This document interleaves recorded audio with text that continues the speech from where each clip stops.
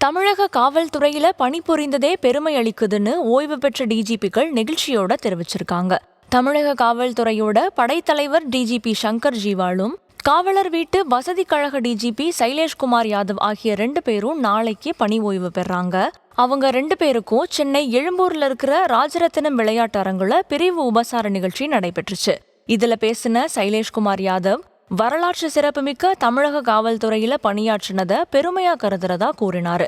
சாதி கலவரத்தை கட்டுப்படுத்துறது, பெண்கள் மற்றும் குழந்தைகளுக்கு எதிரான குற்றங்களை தடுக்கிறது மாதிரியான பணிகளோட நாட்டோட பொக்கிஷமான சிலைகளை கடத்தியவர்கள் மீது கடும் நடவடிக்கை எடுத்திருப்பதாகவும் மனநிறைவோட தான் ஓய்வு பெறதாவும் அவர் குறிப்பிட்டிருக்காரு. இதே மாதிரி சங்கர் ஜிவால் பேசினப்போ, தமிழக காவல்துறையில 35 ஆண்டுகள் பணியாற்றி இருக்கிறதாவும், வரலாற்று சிறப்புமிக்க தமிழக காவல்துறையோட சென்னை மாநகர காவல் ஆணையர் மற்றும் காவல்துறையை வழிநடத்துற படைத்தலைவர் ஆகிய பொறுப்புகளை வழங்கின முதல்வர் ஸ்டாலினுக்கு நன்றி தெரிவிப்பதாகவும் குறிப்பிட்டிருக்காரு.